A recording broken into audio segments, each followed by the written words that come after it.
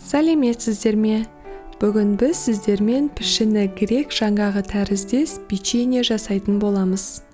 Бұл печенье бір қарағанда шынымен де жаңғақ сияқты.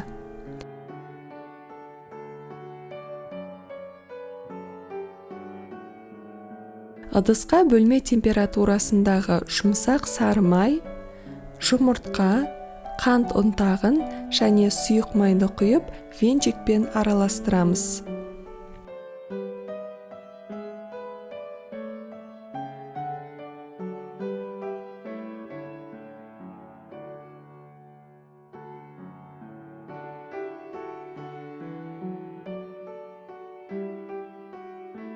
Разрыхлитель, какао және ұнды салып илейміз.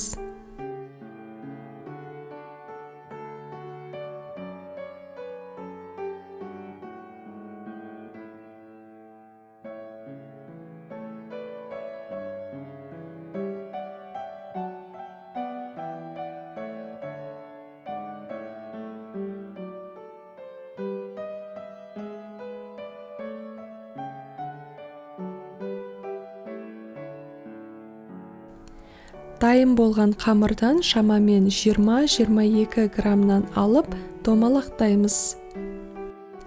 Пышақпен ортасынан бөлеміз.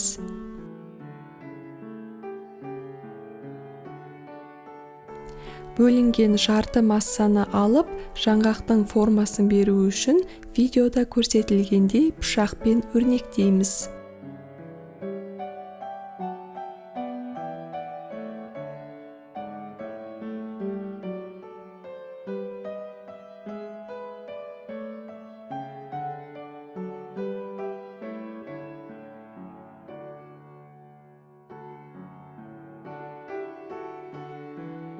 Печеньелерді противенге тізіп, алдын ала 170 градуста қыздырылған пеште 15 минуттай пісіреміз.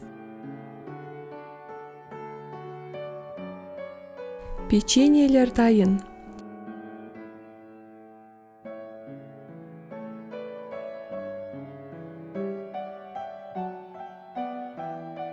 Шоколадты ерітіп, печеньеге жағып, екі жартыны біріктіреміз.